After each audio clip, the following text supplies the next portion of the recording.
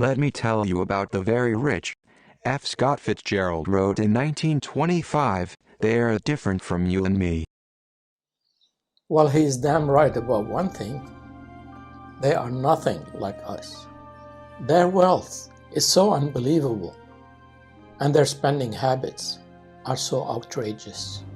Some of them are so rich, they can afford to spend $1,000 a minute. Do you know how much an ordinary American spends on average a day? $1.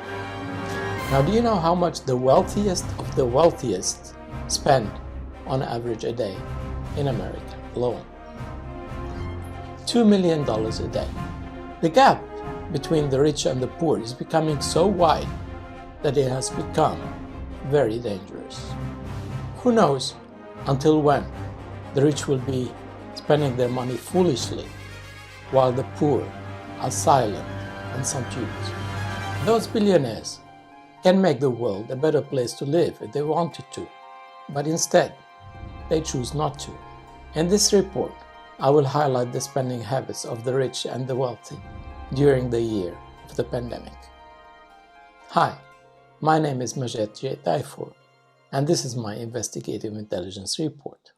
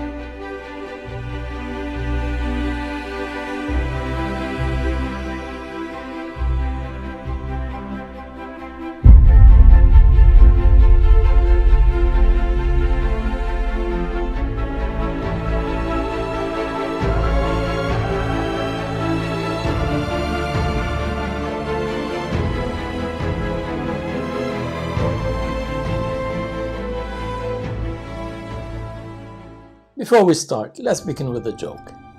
3 rich guys went to bury a friend. The first throws $1,000 into the coffin and says, "In case you need anything in the afterlife." The second one throws $5,000. The third, who's the richest of them all, writes a check for $100,000, throws it in the coffin and says, "Cash it if you need any."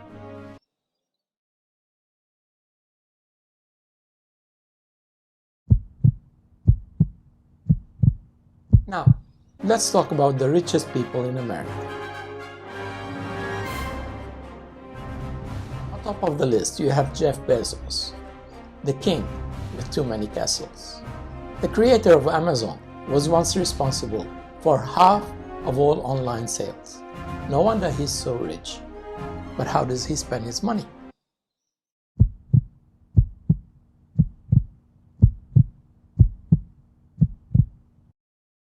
He likes to travel, always with an entourage.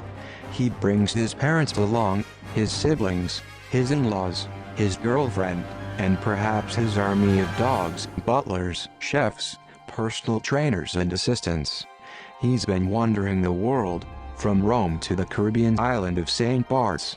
And soon he'll be traveling into space with Blue Origin, his own space company.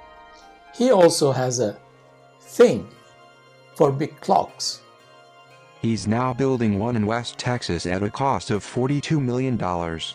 For some strange reason, that enormous, 500 feet tall clock ticks only once a year. It's being built as we speak inside a mountain he bought in the Sierra Diablo region of Texas. It has special rooms and chambers that open at specific times, and it rings once in a millennium. In case you don't know what a millennium is, it is 1,000 years. I'm not sure if Bezos plans to live for that long to hear the clocks chime. Apparently, what he wants is for visitors to understand how humanity will survive to hear the clock ring for the last time. I don't know what the fuck that means, but it definitely sounds weird, boring, and dull. Besides that massive clock, You might think that the richest man in the world would be wearing the most expensive wristwatch in the world, but he doesn't. He owns a wristwatch that has a price tag of around $12,000. There is absolutely nothing special about it except that it is dual time. Actually, you can buy it on Amazon if you want. But his greatest passion seems to be space.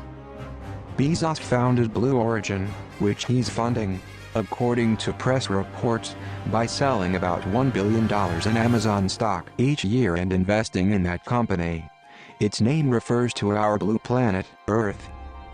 Although him and Elon Musk of SpaceX share the same love for space, this does not seem to apply to cars. Bezos owned a 1987 Chevy Blazer that he drove for years. But when he made it big with Amazon, he upgraded to a 1996 Honda. Like all billionaires who have their own perks, Bezos' eccentricities are centered around his sense of curiosity. This is why he founded an organization called Bezos Expeditions. It provides funding for ideas he is personally interested in. Blue Origin and that stupid 10,000-year clock are both part of that venture. He also spent huge money to retrieve the remaining of Apollo 11. And by the way, he bought the Washington Post for nearly $250 million. Bezos also bought a Gulfstream jet that came at a price tag of $65 million. He owns 3 connected units in a ritzy high-rise building in Manhattan, New York. In 1999, he bought 3 connected apartments, totaling 10,000 square feet, for $7.65 million from Tommy Mottola, the music industry executive who was once married to Mariah Carey. And in 2020, he dropped another $16 million on an apartment just under the other 3. And since everything needs his castle, Bezos has many. Called Medina, the Washington property is located across Lake Washington from downtown Seattle. It is situated on a 10-acre lot and includes 2 homes, each with 5 bedrooms and 4 bathrooms. Billionaire Bill Gates is his next-door neighbor. The town is named after the city of Medina in Saudi Arabia. The median home value there is $3.1 million. Bezos' property is conveniently located 15 minutes away from Amazon's headquarters.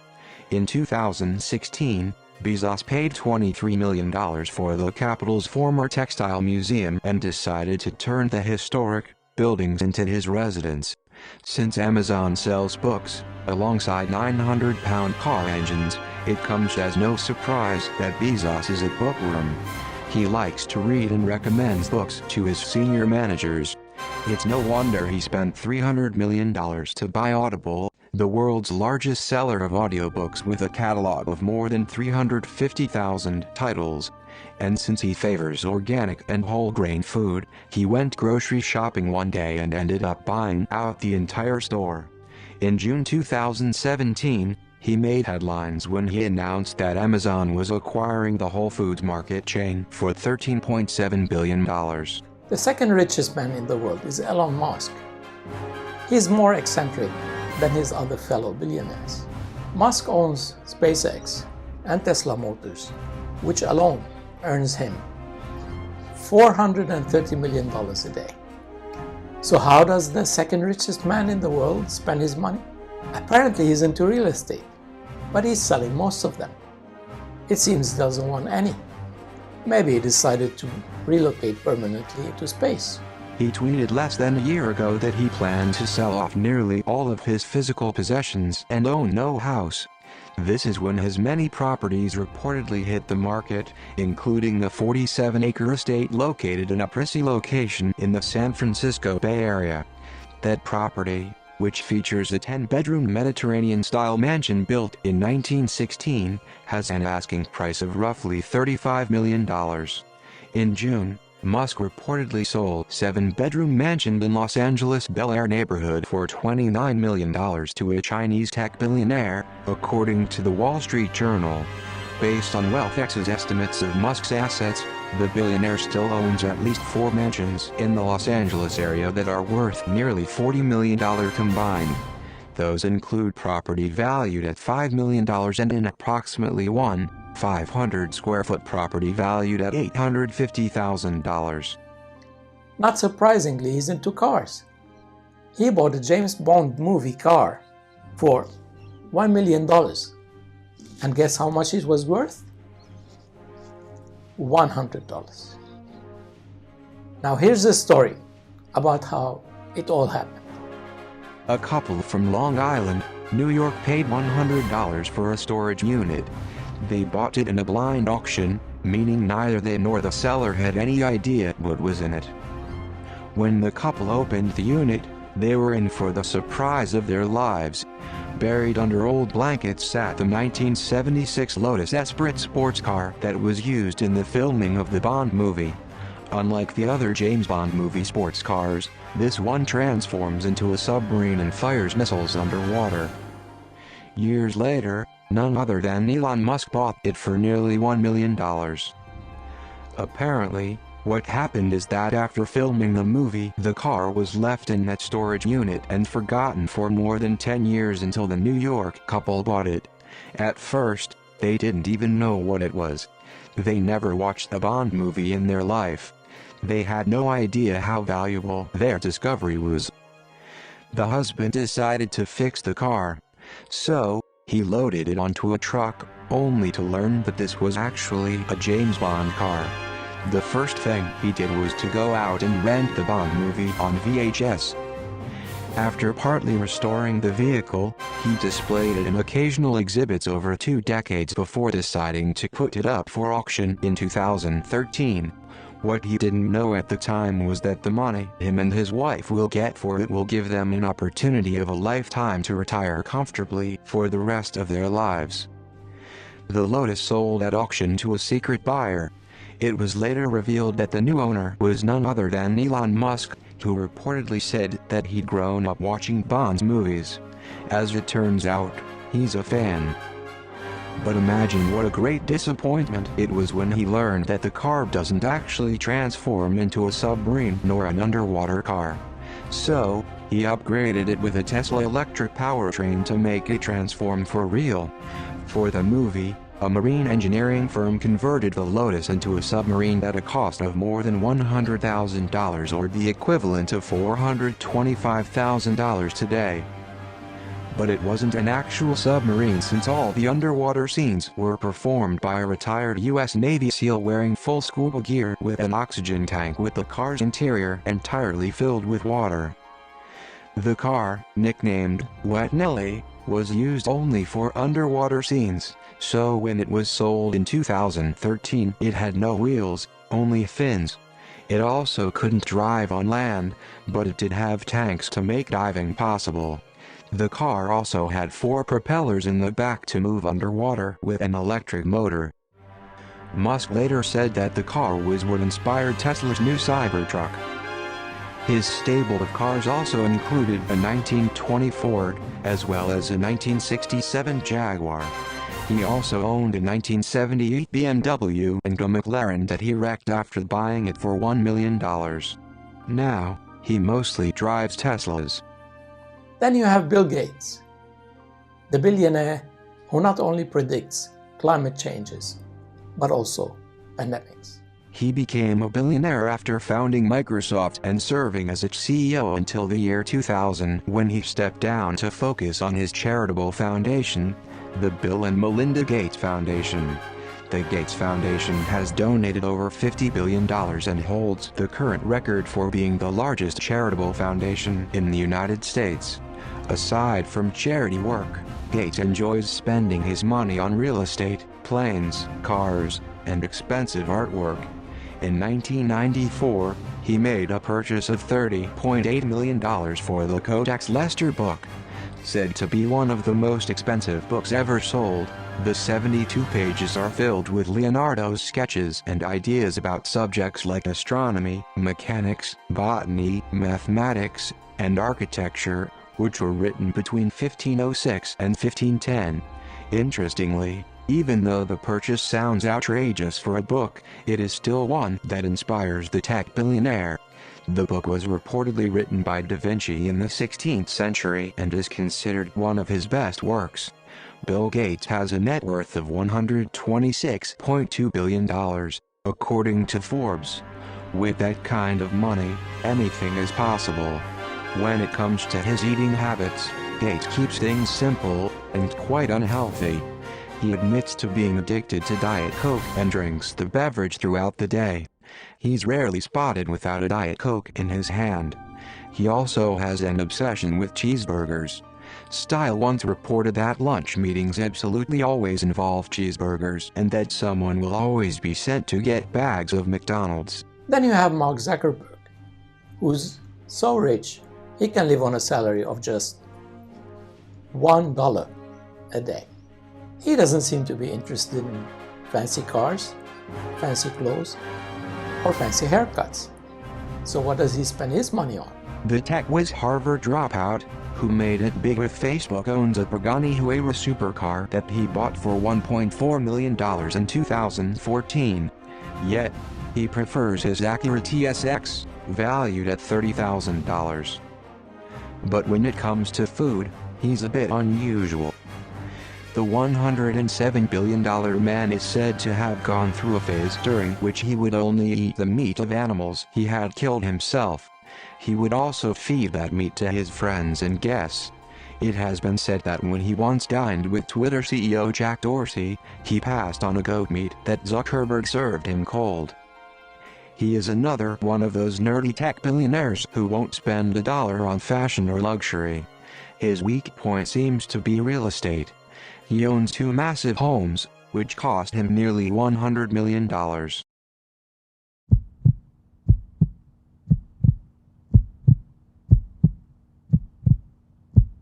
Billionaires are not only found in America, they're everywhere. Javed Fayez, a young Belgian entrepreneur and playboy who's been seen with the likes of Paris Hilton, has a net worth of $4.3 billion. His passion is for expensive watches. He owns 50 of them, including timepieces formerly owned by the Sultan of Brunei and Prince Charles. He owns a diamond Richard Mille M15 watch worth nearly $418,000. A Patek Philippe Grand Complications Sky Moon is already more than $2.4 million. Apparently, this is a good investment. Overall, the price of his collectible watches increased by 89% over the past decade. Before the coronavirus, if billionaires wanted something that looked nice and increased in value, they went for art. But COVID-19 changed the rules of the game. For the first time in 5 years, the value of art turned negative, forcing the wealthy to look for luxury in more unusual places. Last year, the sales of art dropped to only $100 million. There's a valid reason behind that. No one in his right mind, billionaire or not, would spend that much money without inspecting the art first. This is why major auction houses postponed their largest sales until bidding can resume. The only artwork, which set a record during the past year, was by Francis Bacon and it sold for nearly $85 million. Apparently, the best investments in 2020 were luxury handbags and fine wine. According to Knight Frank, the price of collectible handbags rose by 17% during that year. The price was driven up by the not-so-humble sale of a Hermes Himalaya Niloticus Crocodile Retorn Kelly 25 handbag for nearly $438,000 last November, scoring a new record. Hence, second-hand fashion has now become a lucrative investment, outperforming most stock markets. Nowhere was this more evident than in the sale of a game-worn pair of Michael Jordan's trainers for $560,000 in May 2020. Unsurprisingly, 2020 was also a good year for booze. A Yamazaki 55 single malt whiskey sold for nearly $800,000 in August 2020. And the value of fine wines jumped by 13% during a year in which the sales of all alcohol types skyrocketed. However, what you don't know about rich people is that they have their frugal habits too. Not all billionaires live extravagantly and spend their money foolishly. Some of you are under the impression that billionaires sleep on golden beds and eat gourmet meals cooked by personal chefs. Surprisingly, some of the world's richest drive modest cars, use coupons, and would love a bargain. They have all the trappings, of course, like big mansions, private jets, and hired help. However, you'll be surprised that some of them are really thrifty. Actress Sarah Michelle Gellar loves using coupons. And while the Kardashians roll from mansion to mansion, billionaire Warren Buffett still lives in his Omaha home he bought in 1958 for $31,500. The 6,570 square feet home with 5 bedrooms and 2.5 bathrooms is worth about $653,000 today. He eats ice cream for breakfast, French fries for lunch, and drinks at least 5 Coca-Colas per day. With a net worth of $95.7 billion, Warren Buffett can eat anything he wants, and all he seems to want is McDonald's. CNBC reported that he eats McDonald's for breakfast nearly every day, and is quite frugal with his spending when he's there. Reports indicate he never spends more than $3.17. He's quoted as saying, "I tell my wife, as I shave in the morning, I say, either $2.61, $2.95 or $3.17. And she puts that amount in the little cup by me here in the car. Each represents a food option on the McDonald's menu." People magazine quoted the biography, Young Elizabeth, The Making of the Queen by Kate Williams, saying that the British monarch collects up the wrapping paper and ribbons after Christmas and soothes them out to be saved, a habit that continues till this very day. NBA superstar Kawhi Leonard has a net worth of approximately $30.5 million. Yet, he's one of the world's most down-to-earth star athletes. He once told a sports magazine that he drove a 1997 Chevy Tahoe that he's had since he was a teen. Former Detroit Lions wide receiver Ryan Broyles is said to have bought his Mac computer with credit card points, and that him and his wife didn't subscribe to cable, preferring Apple TV and Netflix. Despite Mexican business magnate Carlos Slim's net worth of $65.4 billion, he lives in the same 6-bedroom Mexico City home, near where he grew up. He doesn't spend his wealth on yachts or planes. Until recently, Indian billionaire Azim Premji, chairman of tech company Wipro, who was worth $8.6 billion, was known for flying economy and staying in modest hotels. He drove a Ford Escort coach and preferred to wash his own clothes while staying in hotels. So what is the secret that makes those rich people different? I did some research only to find out that there are some deep psychological reasons affecting how the rich people spend their money. A recent study established that nostalgia affects rich people spending habits.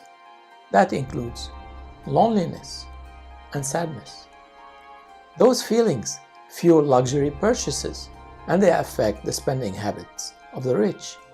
However, there's another factor: COVID-19. It made the rich super richer.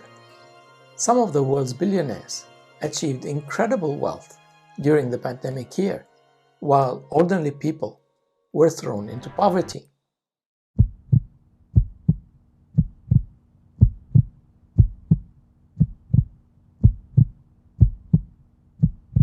Elon Musk's wealth has grown by nearly $157 billion since the start of the pandemic.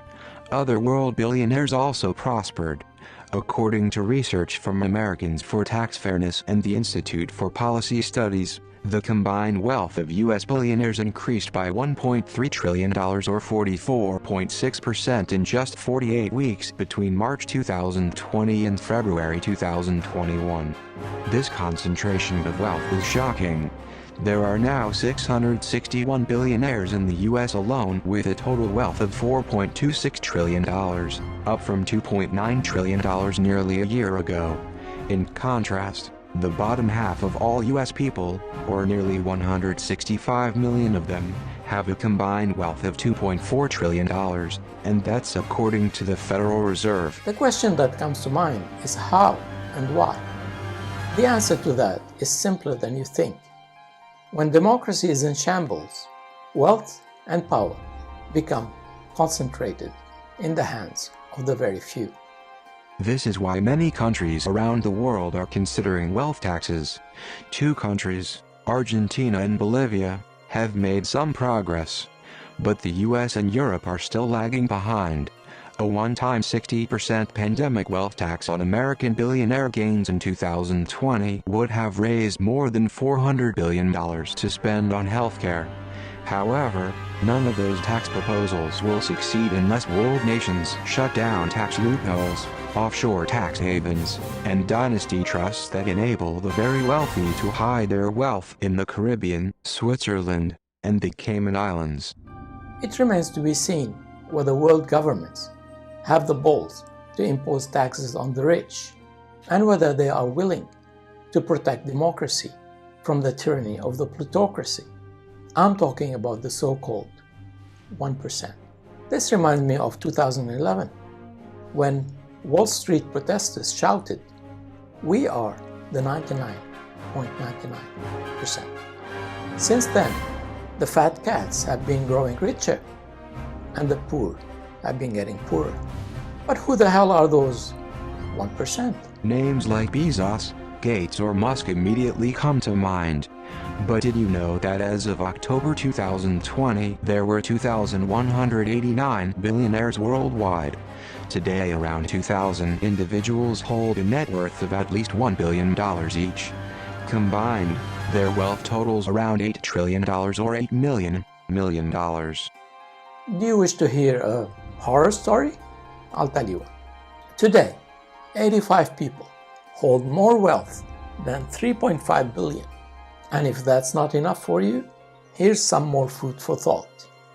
$1 trillion is enough to buy an apartment for every single person in San Francisco, or to buy them 42 million Toyota Prius cars. What's more, world poverty can end with just $175 billion per year for 20 years. World billionaires can end world poverty and still retain more than half of their entire wealth. World billionaires are spending their money foolishly, while poor people are queuing in line, waiting for government handouts. Until when, do you think, will governments be able to just print money and hand out checks? Soon, the Federal Reserves will dry out. Then what? And just to prove to you how silly this whole game is, 4 years ago, one billionaire bought the US elections. He spent 4 years in office tweeting his followers on another billionaire platform. The founding fathers must be turning in their graves. Yet he's not in prison, and he's enjoying life at Mar-a-Lago in Florida. His daughter Ivanka and her husband Jared Kushner returned to live in the 1%. This happened while rioters were storming the US Congress. They rented a lavish condo in Miami Beach for around $8.5 million. And while her father was enticing rioters, she bought a piece of land for $32 million in an Indian island called the Billionaires' Bunker. Today, half of all Americans get their news from a news channel owned by a billionaire. They get their news from a social media owned by a billionaire. You don't need a conspiracy theorist or a rocket scientist to tell you that the system is rigged and completely fucked up. Today's billionaires have completely corrupted and compromised democracy worldwide. This is while governments are sitting on their asses doing nothing about it. As one writer put it, they're standing on our backs, pinning us down.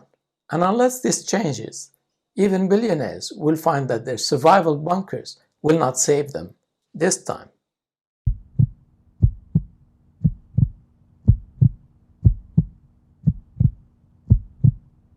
Did you know that world billionaires are the biggest polluters? A recent study found that billionaires have a carbon footprint which is thousands of times higher than average Americans. Published in the National Geographic, the study found that by spending $270 billion alone, climate change could all end. What this means is that a handful of billionaires around the world have the necessary resources to save the planet, yet they choose not to. The wealthy own yachts, planes and many mansions, all of which contribute greenhouse gases to the atmosphere. Just as an example, a super yacht with its crew, helicopter pad, submarine and pool emit about 7,000 tons of CO2 each year. What the study did is that it picked a sample of 20 billionaires from the 2020 Forbes list of nearly 2,100 billionaires. Then it searched approximately 85 databases of public records to document billionaires' houses, vehicles, aircraft and yachts. Here's what the study found. On average, an individual in the US emits about 15 tons of CO2. The global average is smaller at about 5 tons per person. In contrast, the 20 billionaires the study picked contributed an average of about 8,200 tons of CO2. Roman Abramovich, who made most of his $14.3 billion fortune trading in oil and gas, was the biggest polluter, according to the research study. Outside Russia, he cruises the Mediterranean in his super yacht, named the Eclipse. He travels the globe on a custom-made Boeing 767 with a 30-seat dining room. For shorter trips, he travels in his Gulfstream G650, or one of his 2 helicopters or submarine. He maintains homes in many countries, including a mansion in London's Kensington Park, a chateau in Cap d'Antibes in France and another in St. Barts that once belonged to David Rockefeller. The study estimated that he was responsible for at least 34,000 metric tons of CO2, more than 2/3 emitted from his own yacht. Meanwhile, Hermes handbags topped the Knight Frank Luxury Investment Index for the second year in a row, followed by fine wine. The average price of the French fashion bags rose by 17% in 2020, while wine saw a 13% increase. According to Reuters, last year's most expensive Birkin bag sold for $200,000, bought by an Asian collector online. However, investment in real estate remains the ultimate joy of the ultra-rich, and Larry Ellison owns an entire island. After visiting the remote Hawaiian island of Lanai, the billionaire founder of Oracle loved the property so much that he decided to buy it. The $300 million he spent got him 98% of the island, which included nearly 90,000 acres of land, a 3,200-person town and 2 Four Seasons resorts. The island is about the size of Detroit, Michigan. In each city, you won't see a single traffic light. The tech billionaire is worth an estimated $90 billion, according to Forbes. His private island is a true slice of paradise where guests are treated like royalty. At $21,000 a night, it's the most expensive hotel in all of Hawaii, but not in the world. The most expensive hotel room is at the Empathy Suite at Las Vegas Palms Casino Resort with a price tag $100,000 a night. The island's golf course was designed by former professional golfer Jack Nicklaus. It features ocean views from every hole. Billionaire Bill Gates loved playing the course so much, he got married at the 17th hole. Ellison's personal favorite activity takes places high above the island. Sightseeing by plane. For an extra $1,600, guests can take flying lessons. Ellison has paid hundreds of millions of dollars on other properties as well, multiple homes in Silicon Valley and Lake Tahoe, and at least 10 homes in Malibu's Billionaires Beach. Then there's his private golf club in Rancho Mirage, California, his mansions in Newport, Rhode Island, and Garden Villa in Kyoto, Japan. Then you have 63-year-old Indian business tycoon and Reliance Industries chairperson Mukesh Ambani, who owns one of the most expensive homes around the globe.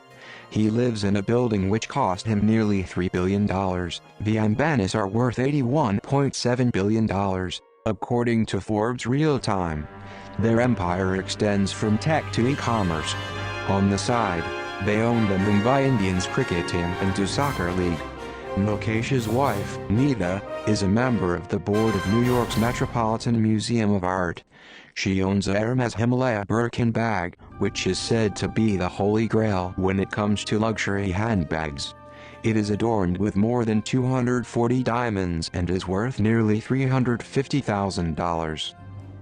Indonesian tycoon Loh Tak Kwang built a zoo near the coal mining company that's made his fortune. The venture, in which he invested about $4 million, is driven by his passion for animals.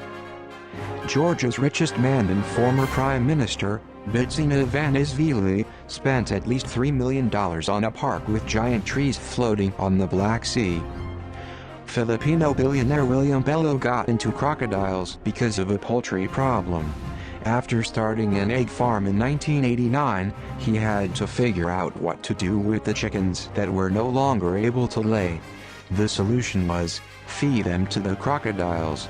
His farm supplies their skins to luxury brands such as Louis Vuitton, while the meat goes into Hungarian sausages and a local delicacy called sisig.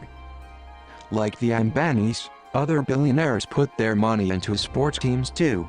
Steve Ballmer, the former Microsoft CEO, paid $2 billion for the Los Angeles Clippers basketball team in 2014.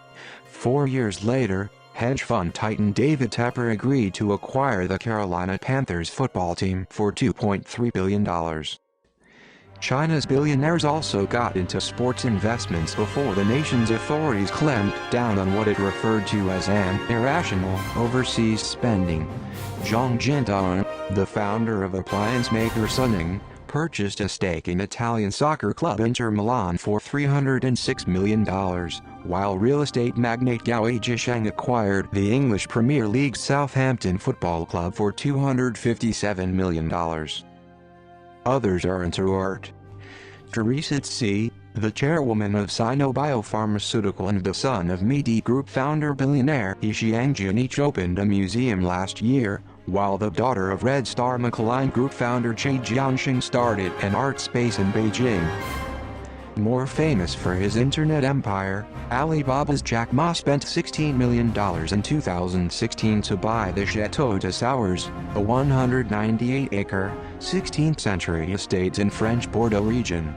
It's been said that some of Alibaba's group employees received bottles of the chateau's famous rose after the purchase. France's third richest person, François Pinault, is opening a museum to house his art collection at the Bourse de Commerce, an 18th-century exchange house he renovated just blocks away from the Louvre de Paris. Russian energy billionaire Leonid Mikhailson is also building a $130 million center of contemporary art in Moscow, while Viktor Vekselberg spent $40 million to restore the Shuvalov Palace in St. Petersburg.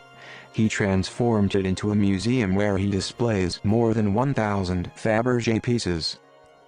In the U.S., Stanley Kroenke, who also owns the Los Angeles Rams football team and London's Arsenal Football Club, established the Jonata wineries more than 2 decades ago, with vines that include the Bordeaux varieties.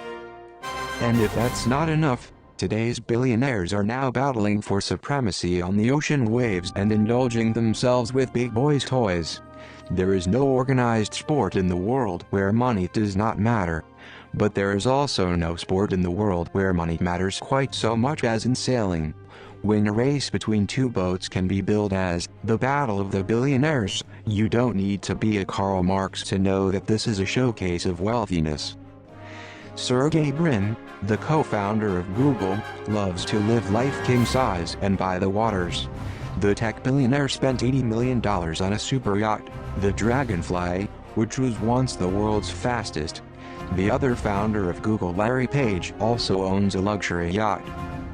Another billionaire with weird spending habits is former US President Donald Trump. His love for junk food comes as no surprise. He is known to frequently eat McDonald's and he often indulges in filet-o-fish. Meanwhile, a Mexican billionaire partied throughout the year of the pandemic while some of his company's workers died from the coronavirus. Ricardo Salinas Pliego has seen his net worth rise to $13.4 billion during the pandemic. But while he was partying on his yacht, his workers were dying because he insisted on violating Mexico's pandemic rules. Mexico's second richest man bragged about his wealth on social media with helicopter rides across the capital's city sky. He spent days zigzagging around a golf course overlooking the Gulf of California. He even held a Christmas party with a live band and a table seating more than 50 TV celebrities breaking social distancing rules. But he's one of the untouchables. The school he owns stayed open. His television network, TV Azteca, the country's second largest, called on Mexicans to ignore the government's top health official who is responsible for managing the pandemic. But his growing profits came at a steep cost to those who kept his empire running, his own workers. The way I see it, life is a battle for some and a dance for others, a party for the rich and a chance for the poor. But what I also know is that although the poor are unhappy, they live with the hope that one day money will make them happier. However, unhappy rich people cannot afford that kind of luxury.